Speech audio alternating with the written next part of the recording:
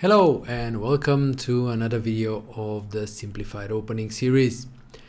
In this video I would like to propose a repertoire after e4, e5 for white, which is most of the time plan based. Well, that means that the concrete variations will not have such a prominent role, if at all, and it's an opening that I will immediately say will not give you any advantage for white. But they will give you positions which are less explored and ones where, knowing the plans for those positions, you should be able to, start the middle game on a good note. So, as mentioned, as you can see in the title of the video, it is based on the 4 knights. So the 4 knights arise after e4, e5, knight f3, knight c6. I will try to give the repertoire as complete as possible, but for some of the lines I won't go so much into detail. So for example, against the Petrov, which is arises after knight f6, white should play knight c3 and trying to steer the game towards the 4 knights, which in the majority of cases will arise after knight c6. But here I will briefly explain so that you are at least prepared, even though without much detail, what happens if black goes for this line that sometimes Petrov players play, bishop b4, when they are not willing to go for the 4 knights. So bishop b4, now knight e5, taking the pawn, short castle, bishop e2, rook e8. Well, black will regain the pawn, but after knight d3, attacking the bishop on b4, bishop takes c3, dc3, knight e4 and short castle, we have some sort of a reversed Berlin structure for white.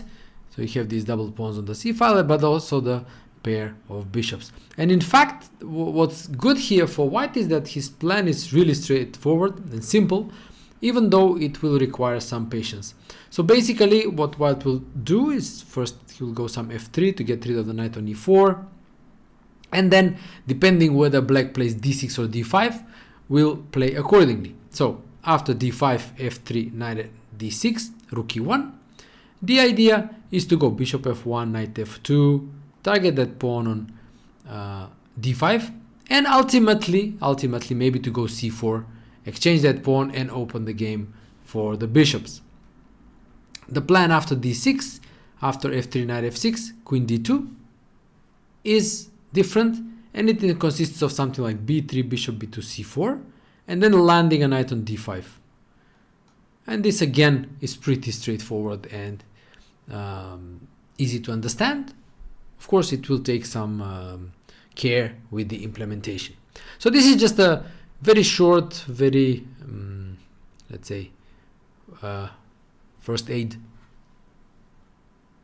help for the Petrov lines with bishop b4.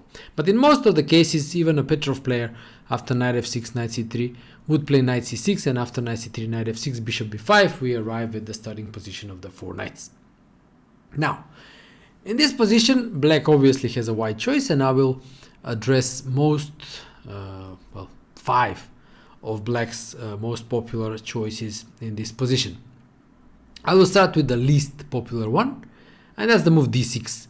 And not surprisingly, it's not very commonly played nowadays. It leads to a variation of the Steinitz variation in the Ruy Lopez. But the problem with it is that after d4, e4, knight d4, bishop d7, bishop takes c6. Now whichever way black recaptures, white continues with queen f3, threatening knight f5 or bishop g5 and long castle. So for example, let's say bishop c6, queen f3, and the plan is to go bishop g5, long castle, and white is doing really great. Or bc6, and now the key is to go queen f3 immediately, not spending time on short castle. The point is that after queen f3, there is already the threat of e5 and targeting that pawn on c6. So after bishop e7, e5 is already strong. Takes on e5, knight c6, and white has an advantage. So this is the main reason queen f3, just think to remember queen f3 before short castling in this variation of the Steinitz. So going back, and now we move to the more, let's say, popular options, and one of them is bishop d6. It may look a bit strange at first sight, but it has the idea and the idea is to defend that pawn on e5, and black wants to go castle, then rook e8, and then drop the bishop back to f8. Yeah, so in a way, hoping perhaps later on to go d5 in one go without having to move d6. And this is not a bad move at all. How white should continue is that white should simply go d3 and play some Ruy Lopez positions. But before continuing with d3, I would like to show you some ideas, interesting and sharp ideas that can arise with the, let's say, even after d3. But let's start with the move a3. And the move a3 is useful in these positions because when later white plays d3, the bishop would likely drop back to c4. Yeah, and a3 is useful because the bishop can drop back to a2 and not be harassed. Now the sharp idea I would like to show you arises after short castle d3. And now the best move for black is knight d4. But if black is not careful and plays, let's say, a sensible looking move h6, yeah, stopping some bishop g5, let's say, ideas and so forth, all of a sudden after g4 black is in trouble. And this is the idea I would like you to remember, because whenever provoked by something like h6, g4 can be very strong. Rook is coming to g1, g5 is coming, and the attack is tremendous.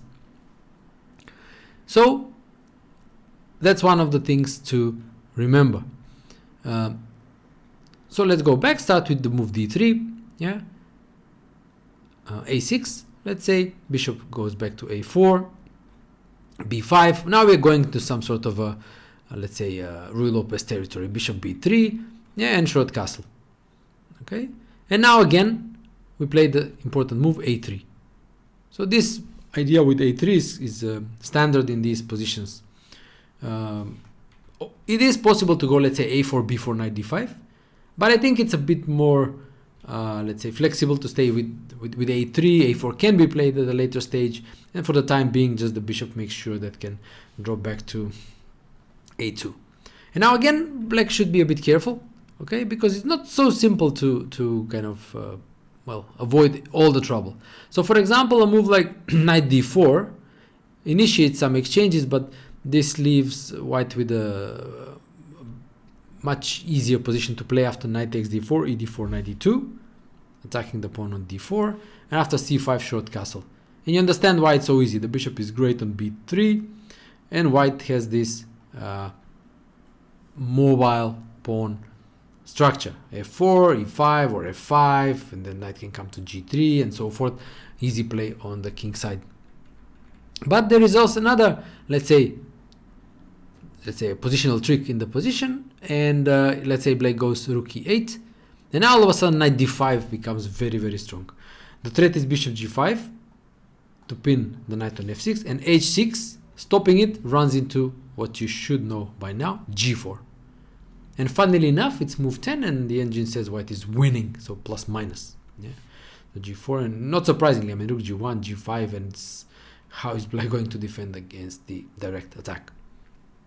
So this is a sensible line for black, but these ideas, aggressive and not always obvious ideas, can make black's life a bit tricky after bishop d6. Now we move on to another move, bishop c5, and this position in fact can arise from the anti-Berlin when against third move knight f6, white goes knight c3, and black plays bishop c5. And in fact bishop c6, dc6, d3 is a popular line in the anti-Berlin when white takes on c6 first and then develops the knight on c3. But while perfectly possible, you will notice that the main difference with the lines that we will be looking at later on is that the black king is still in the center. And this gives black more flexibility when it comes to choosing his plans. That means that the king can stay in the center or can even castle long.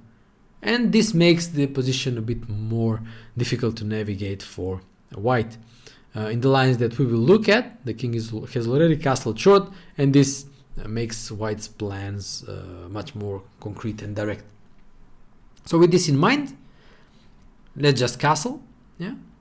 And now black should also castle. I mean, d6 now it again runs into d4, e4, knight d4, the knight on c6 is hanging, yeah, and after bishop d7, knight f5, it's already white has a good initiative. Yeah, the pawn on g7 is hanging, bishop g5 is an idea, knight d5 perhaps, and so forth. So this is not very good. So castle, and now knight e5. This is a typical trick for white when there is a bishop on c5. The point being that after knight e5 d4, white will regain the piece thanks to this fork. So bishop d6, and now there was some excitement about this line some time ago connected with the move f4, and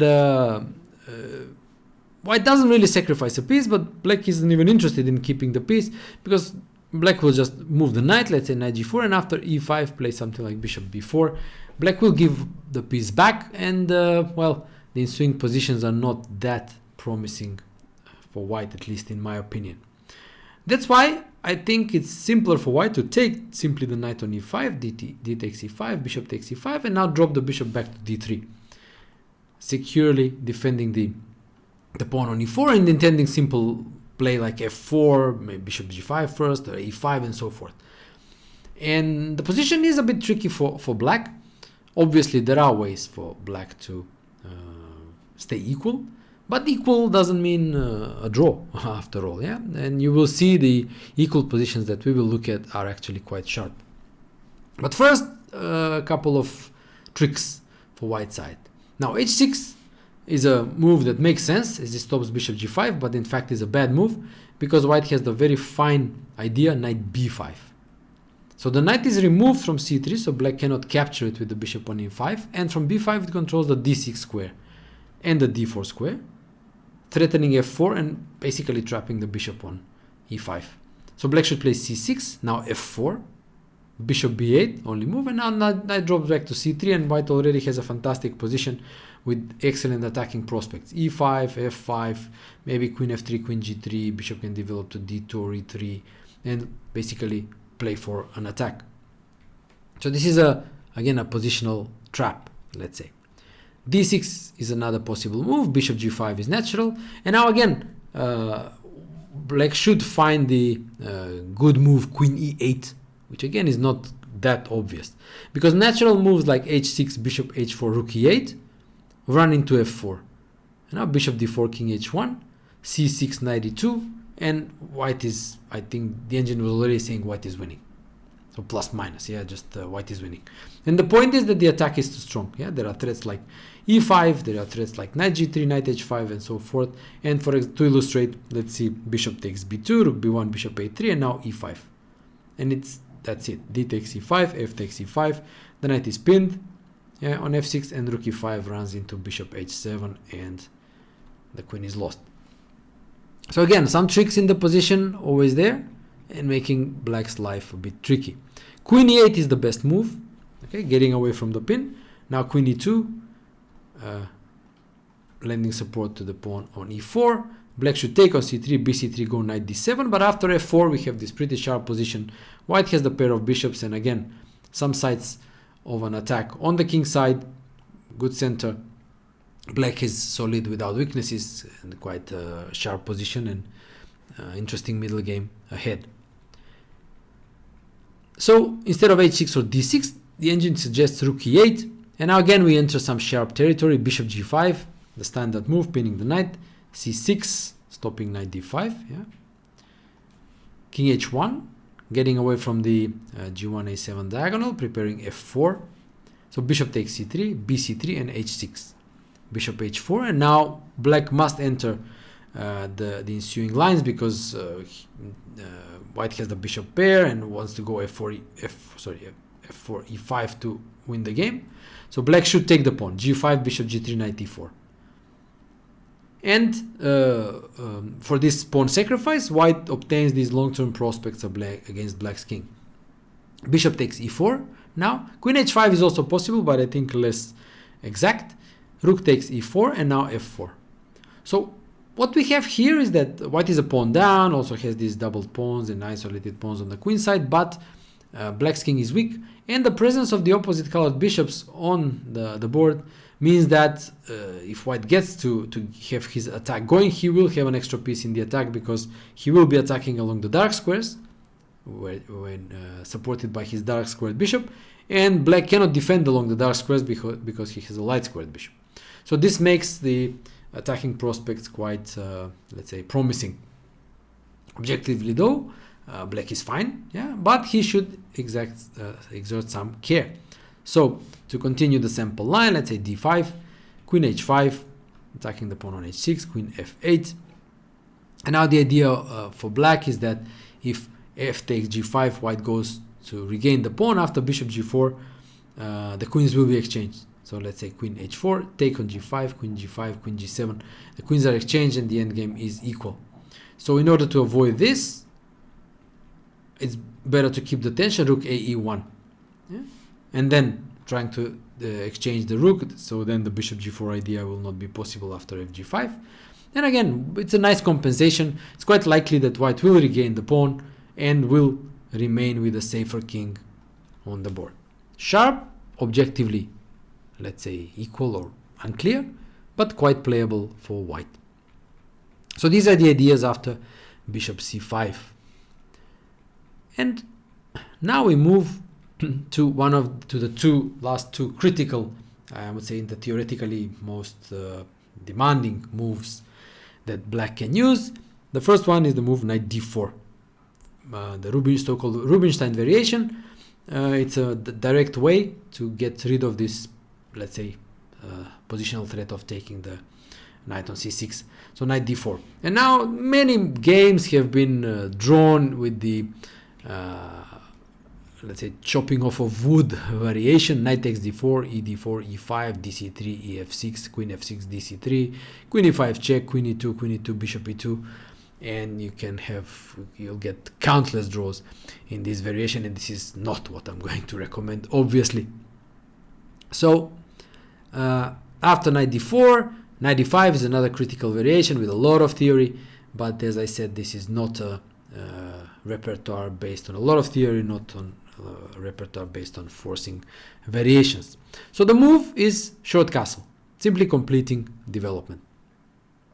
Now black has two moves, and from a practical perspective, it's good that the most commonly played move here is the move knight b5, but from a theoretical perspective, that's not, I would say, the most critical move, which is the move c6 instead of taking on b5.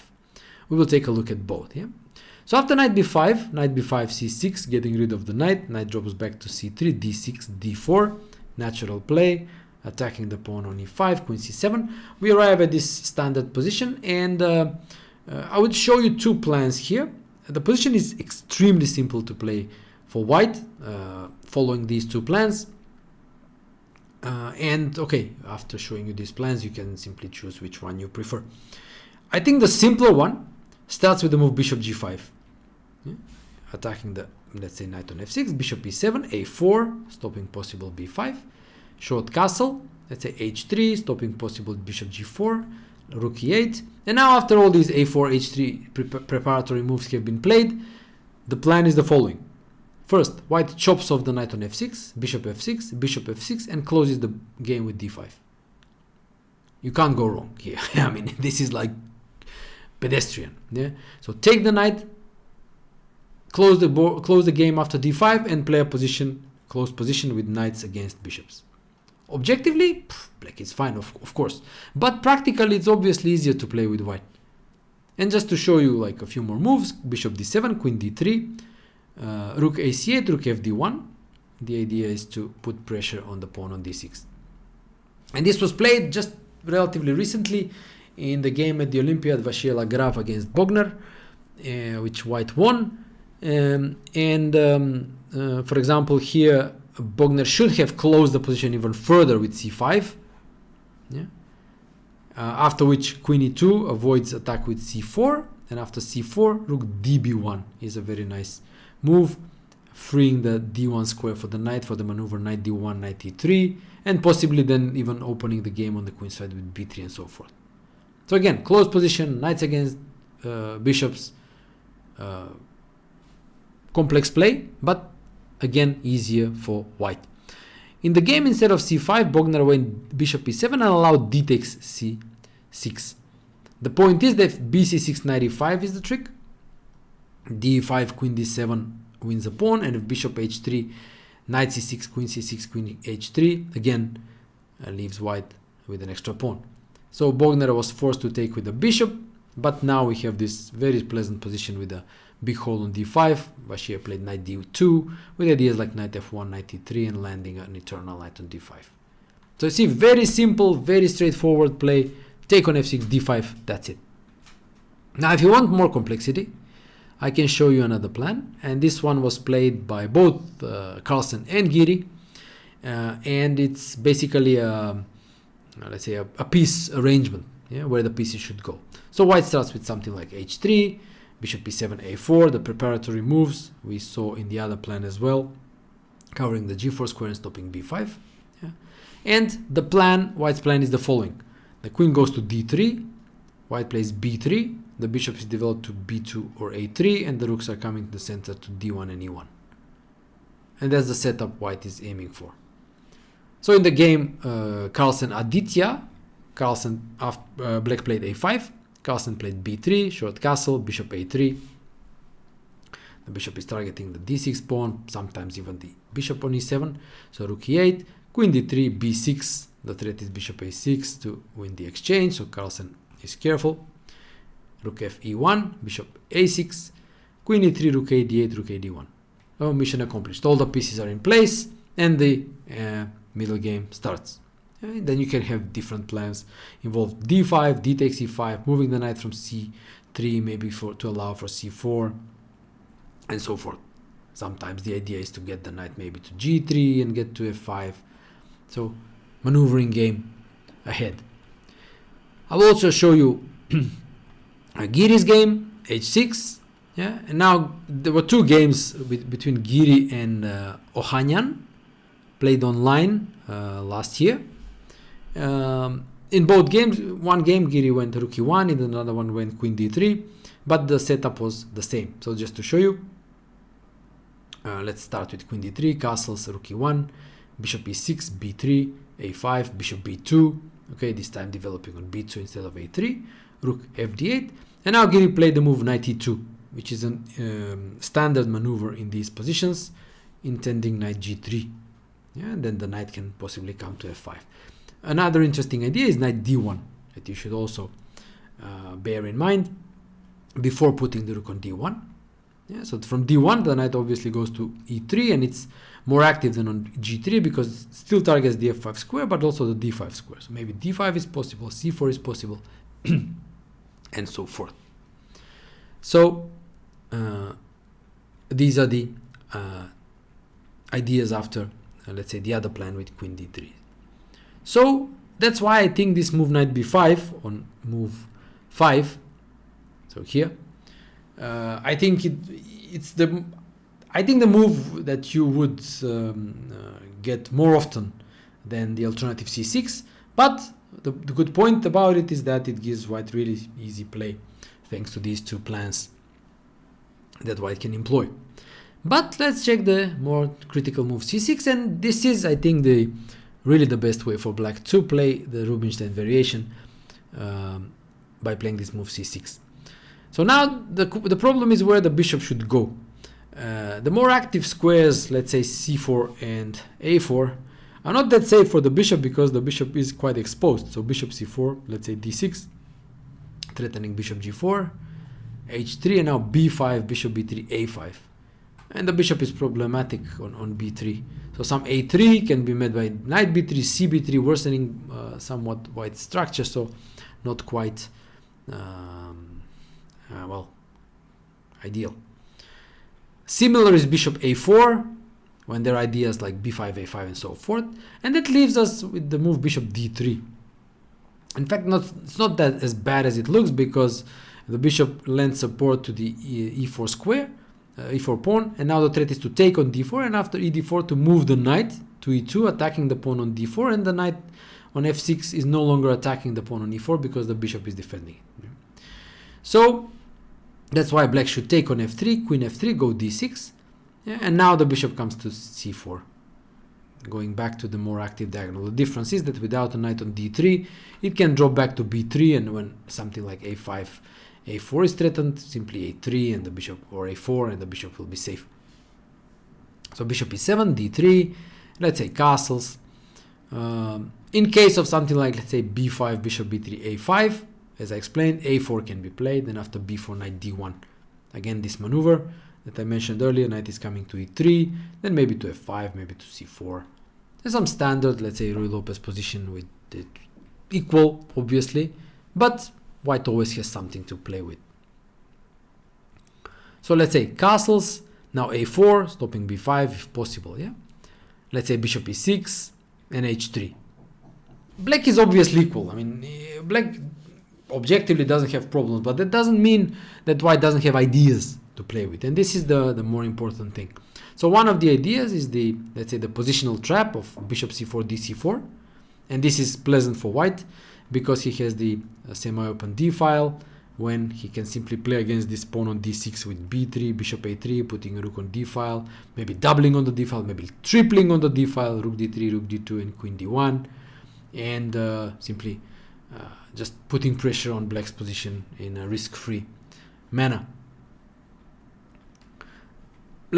So that's the positional trap, but okay, d5 is a natural move for black. Bishop draws back to a2, d takes e4, let's say, going for simplifications, but I'm showing you this to so that you can see that even in these like simplified positions where some pieces are exchanged, there are always some plans and ideas for white to keep the game going. So here the two recaptures are possible. Let's say take with a pawn, bishop takes a2, rook takes a2, and then the knight is sent to g3. Knight e2, knight g3, and possibly to f5. So again, nothing special, yeah, but there is always some sort of a nagging pressure for white, okay, and always some sort of ideas to keep black, I mean, a bit annoyed, let's say. There is also another idea, knight takes e4, bishop takes a2. Now if white simply recaptures, the knight can come to d5. Yeah? So knight takes f6, bishop takes f6, and rook a2. Again, equal, but if you look at it, black has a dark squared bishop, and this pawn is limiting its movements, and white can maybe go bishop d2, bishop c3, put pressure on that pawn, rook e1, maybe double, maybe push the a pawn further down the road, all the way to a6 to expose the c6 pawn. So all sorts of these small ideas to play with. Maybe after a5, rook a4, rook g4. I mean, all sorts of ideas like you can come up with and make the position still playable. Yeah. So, as I said, this is one of the black's best theoretical ways to play the position. So,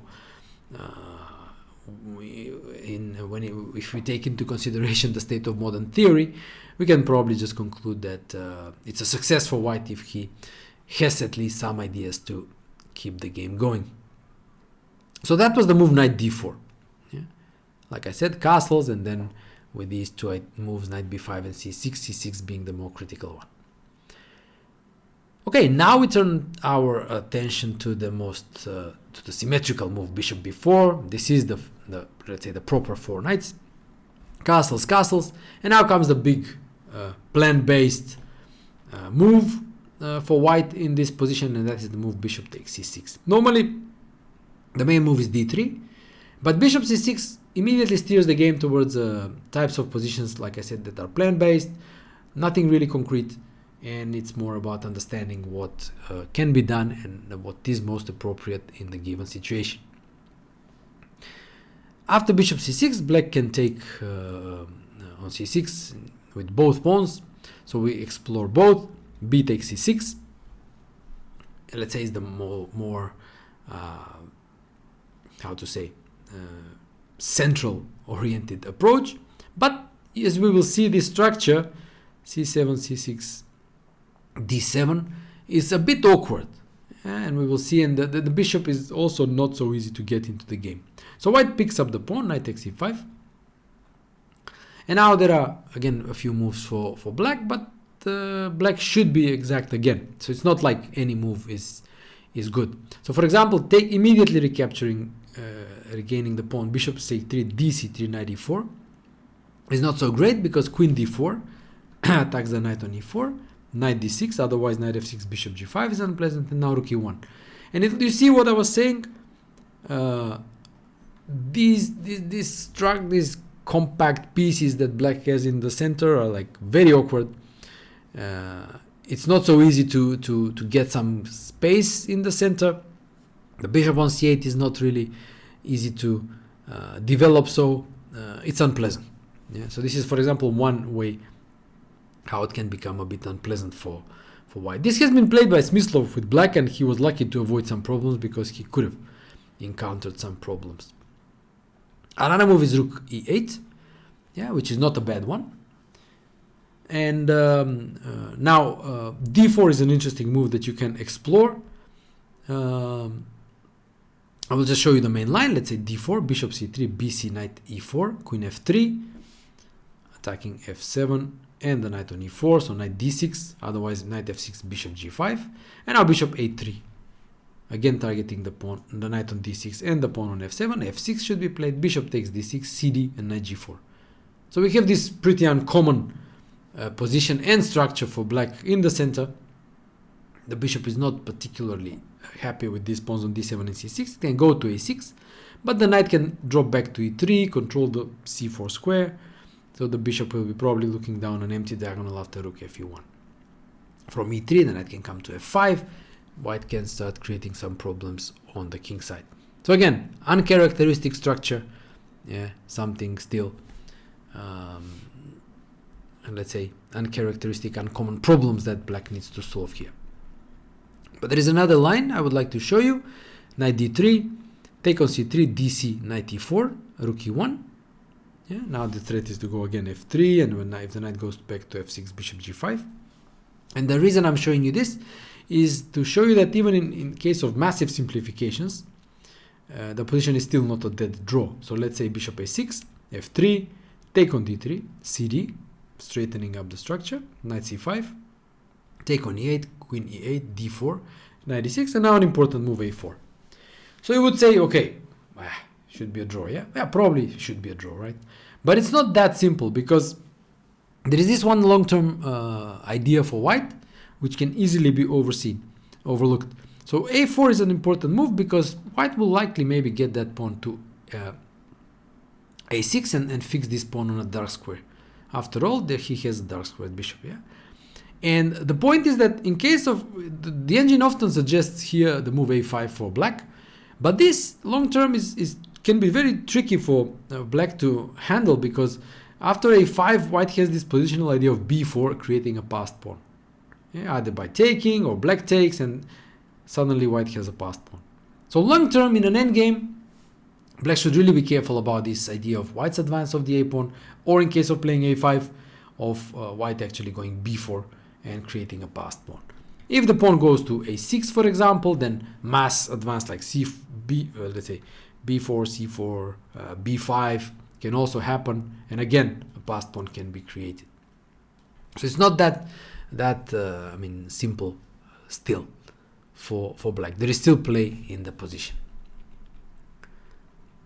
So okay, this is a bit far deep into the middle game, end game, but I think these ideas are important. Yeah, if you just keep them in mind, you can more easily navigate the positions. And the main move is queen e8 actually, avoiding bishop g5 pins and still attacking the knight and the pawn on e4. And now up to you. If you want to confuse your opponent, you can go for Alekhin's move knight g4, knight e4, knight h6. This is quite nice. The idea is obviously if gh6, queen g4 check, and picking up the knight on e4. So king h8, and now rook e1, d5, d3. So this is a bit more, let's say, wild. Black is still fine. Yeah, he should take knight c3, bc3, and go back voluntarily, pinning himself with bishop e7. In the game Alekhin Vidmar from 1911, black played queen e5 and white was doing well there. So you can explore this in a bit more depth if you wish. Yeah. So that's the move knight g4, and there is also the move knight d3, which I think is the easier one, attacking the bishop on b4, and after bishop c3, dc3, queen e4, rook e1, queen h4, queen f3. This is the type of the position I was talking about, that this c7, c6, d7 structure is not quite so comfortable for black, because the bishop can come to f4, oops, wrong arrow, bishop f4, targeting the pawn on c7, and d6 is not possible because the queen is targeting the pawn on c6. So it's a bit still awkward for black. This was in fact being played by the great Capablanca. The game is Capablanca Kupchik from 1913. And from this moment onwards, we will actually be looking at these games, ancient wisdom, games by Capablanca and Nimzowitsch. They were actually using the plan I am going to show you, and the line we are looking at quite extensively at the beginning of the 20th century. So, you know, sometimes they say everything that's new is well forgotten. So what we're doing, in fact, we are digging up these old games and looking at the plans these great players were coming up with, of course, enhanced by our gods, the engines. So that's the line with b takes c6. More common is d takes c6, and now d3. We arrive at the starting position of the 4 knights plan-based repertoire. This is the position we are aiming to get on the board. So before showing some examples, I would like to give you an overview of the possible moves and plans that White has at his disposal. There are quite a bit, so you may want even to write them down. And what is important is that when you play a game, let's say starting from this position, you always keep all these ideas in mind so that you have always a wide array of candidate moves at your disposal, and you simply decide which one is the most appropriate for the given situation. So in order to give some sort of a structure to these plans and ideas I'm going to show you, I'll start from the left side of the board for White and just go towards the right. So I'll start with the pawns. Yeah. So the a pawn can go to a4. Yeah. One idea is to stop Black's a5, a4. Yeah. And another idea is sometimes to go a5 himself. Yeah. So a4 is a possible move for White. Now the b pawn can go to, if it goes anywhere, obviously. None of these ideas are obligatory. They're all optional. So b3, yeah, to allow perhaps for bishop b2, or in connection with a4 to have this all nice structure, a4, b3, c2, d3, 4, all on light squares, not getting in the way of the dark squared bishop. So the pawn goes to b3. The c pawn, if it moves at all, it can move to c3 to support the d4 push. At most of the cases, it will stay on c2.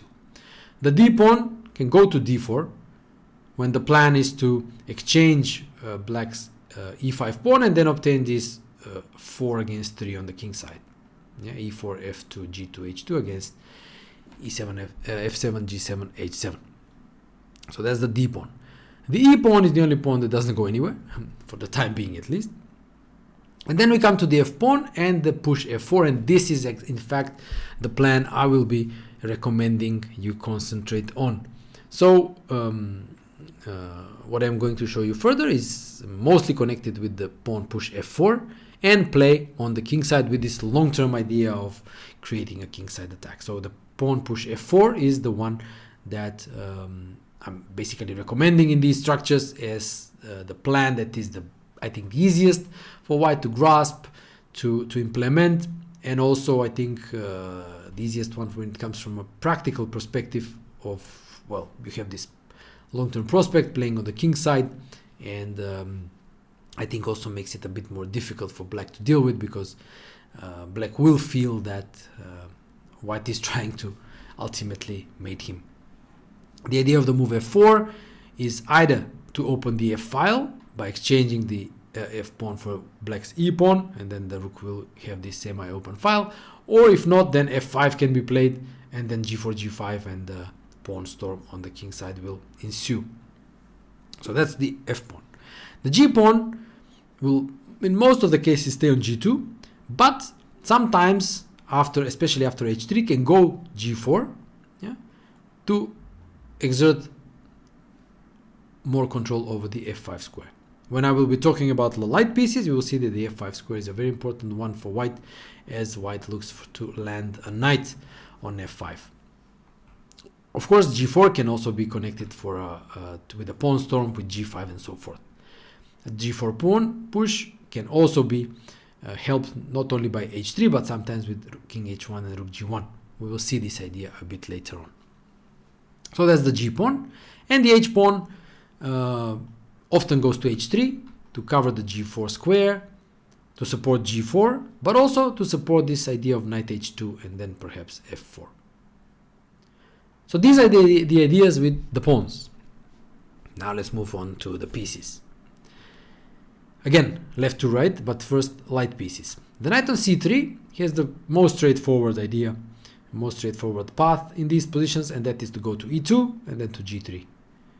So this Ruy Lopez maneuver, getting the knights to g3 and f3, is also typical here. From g3, the knight is nicely aiming for the f5 square. So that's the plan for the knight on c3. The bishop on c1, a few ideas. We already mentioned bishop b2 after b3. It can go to d2, it can go to e3, depending on circumstances. It likely won't go to g5 because that square is normally controlled by black, whether by h6, so the knight goes to d7 and the queen controls it, or f6 is played, so g5 is normally not available for the bishop. So the bishop, like I said, goes to d2, e3, or b2. The knight on f3. Now the knight on f3 has the widest array of let's say paths in this position, but all of them are connected with the main idea, which is to free the path for the f2 pawn so that white can execute f4. So what are the ideas?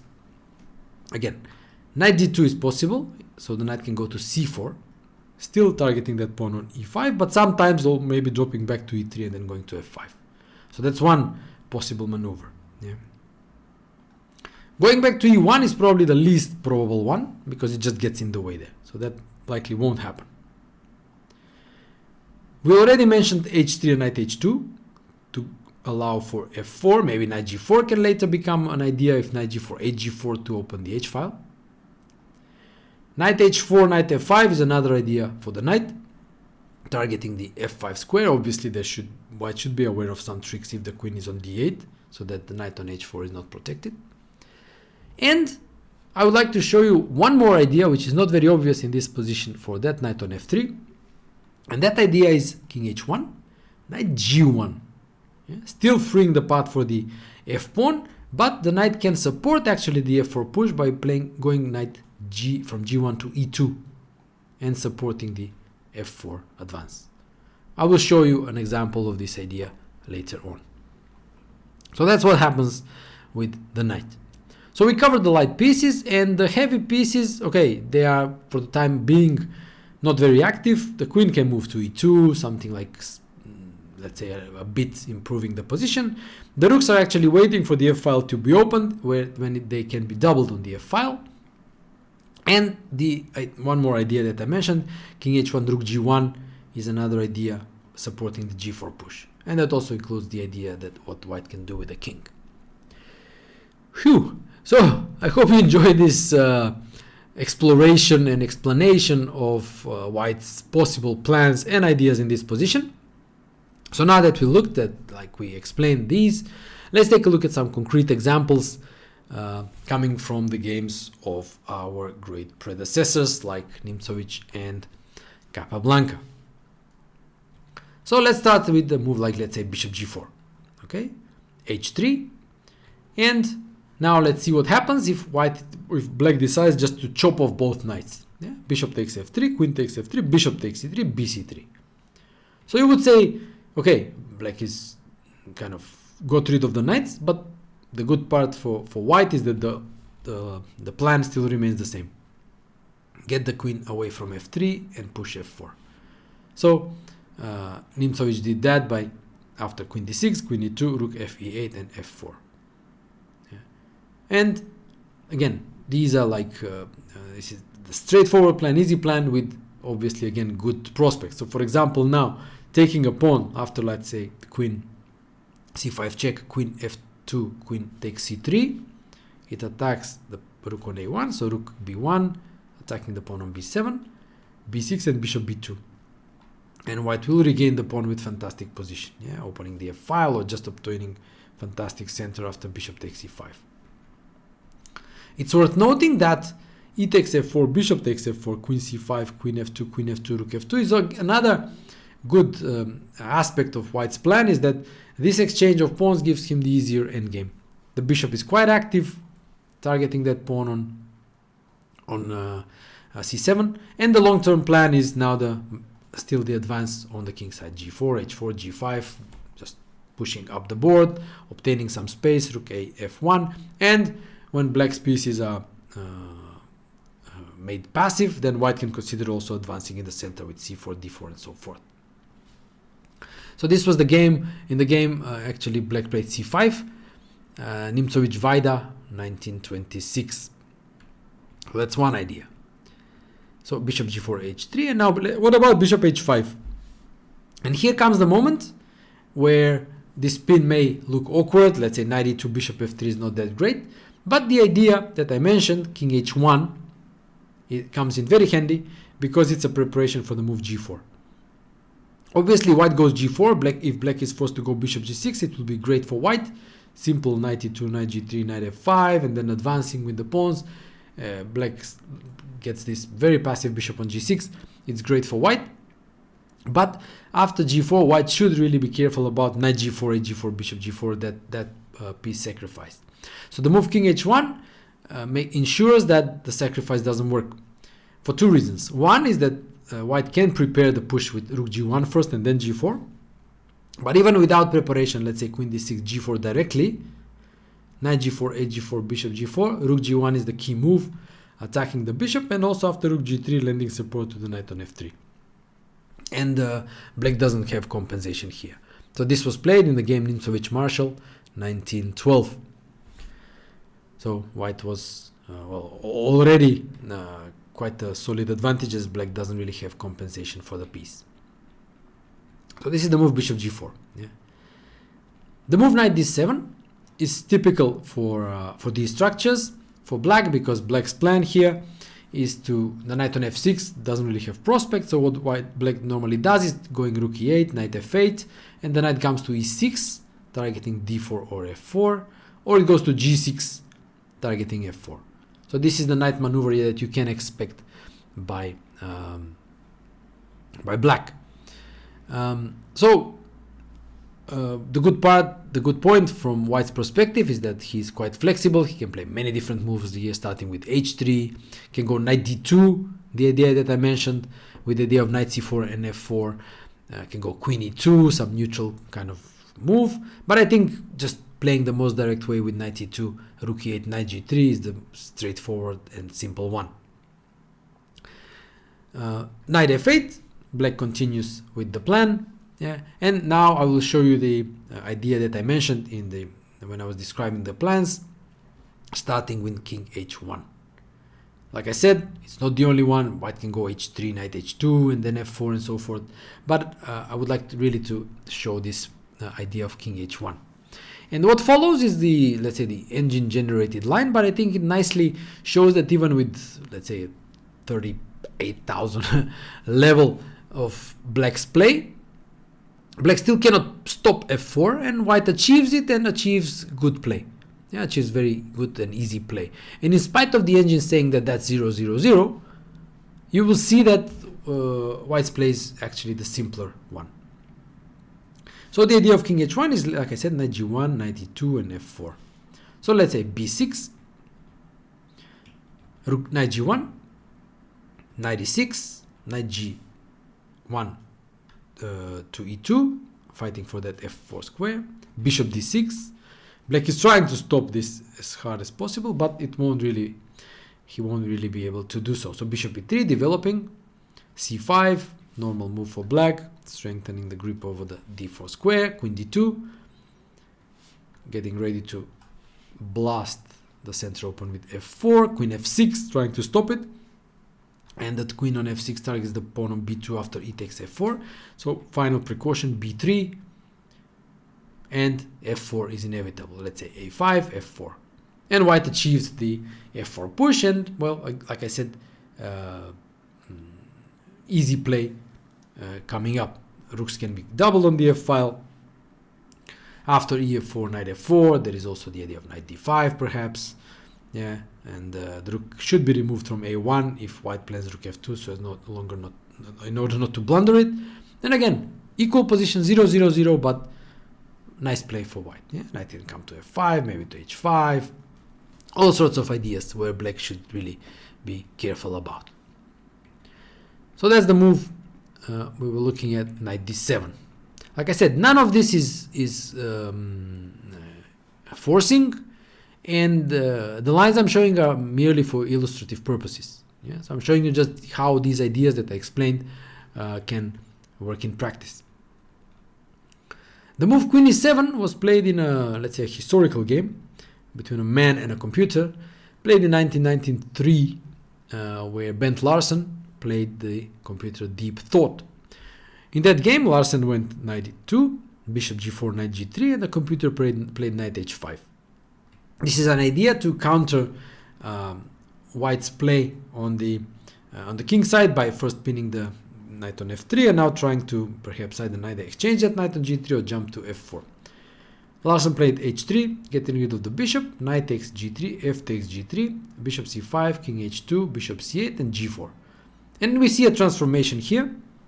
White did not push f4, but now he has a pawn on g4, 2 pawns on the g file, so not having to weaken his king by pushing g4, and a stronghold of on the f5 square.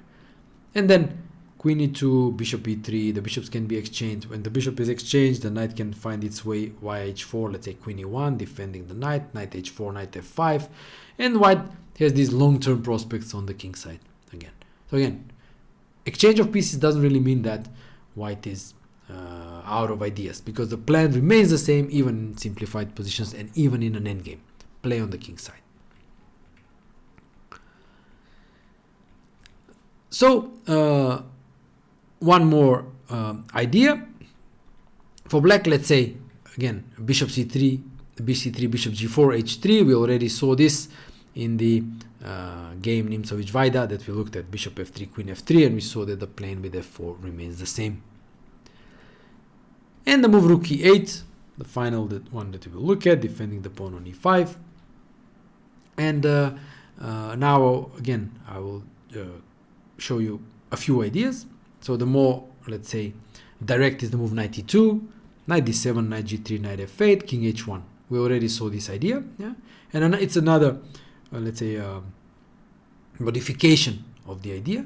Let's say bishop d6, bishop e3, if knight g6, knight f5 is possible, yeah, getting that knight there. It's a nice knight here, can be supported by g4, and bishop f5, ef5 attacks that knight on g6. And if knight e6, knight f5, c5, g4. So we see a modification. White did not go for knight g1, knight e2, but it goes for g4, rook g1, maybe g5, and so forth, piling up on the king side. So again, black is fine, but white is pushing, and what's black doing, right?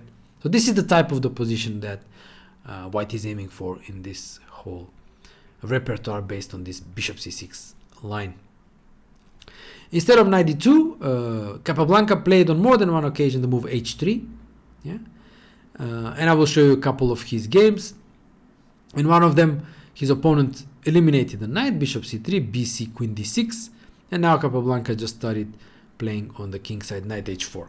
Remember, without the queen on d4, there are no knight e4 tricks attacking that knight on h4, so the knight can come to h4, g6 and f4.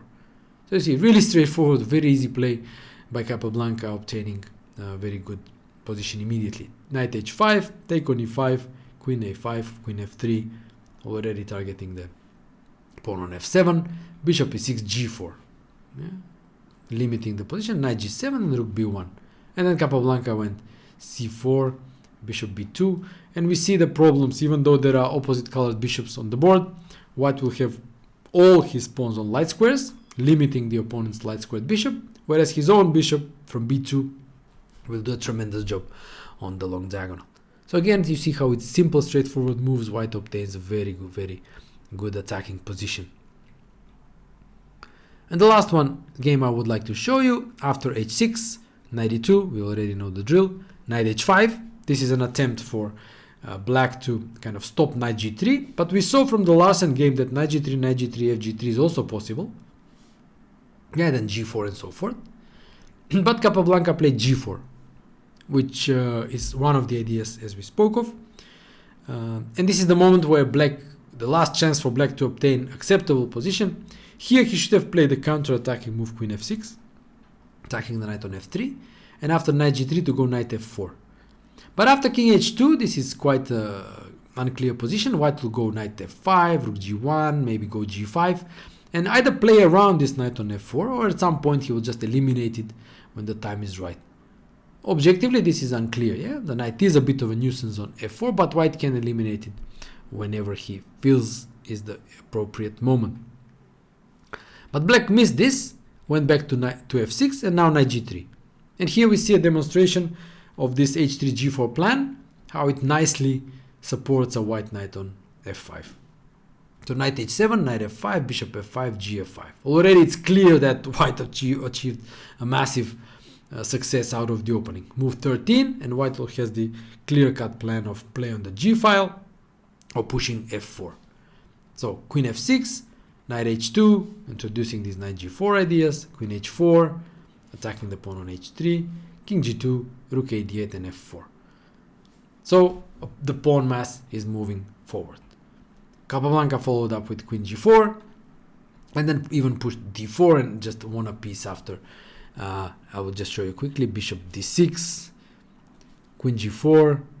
It's important that queen g4, knight g4, e4, bishop f4. We get an endgame which is quite pleasant for white thanks to this pawn mass from the a file to the f file. Yeah. So this gives white two ideas. One is to just get the pawn mass moving forward, and another one is playing along the g file. Yeah, very pleasant. Black avoided the exchange, played queen f6, and now Capablanca could have taken on e5, but he decided to win a piece after d4, ef4, and e5. And black didn't really have compensation for it, and he won. The game is Capablanca, Tenen Wurzel, played in New York, 1913. So with this classical game, historical reference, we will wrap up this analysis of the plan-based repertoire based on the four knights. People have asked me a lot to create some sort of a repertoire after e4, e5 for white, so this is my contribution. And yeah, I hope you liked it. I've had this idea about the four knights for quite some time, but I never got to actually taking a better look at it.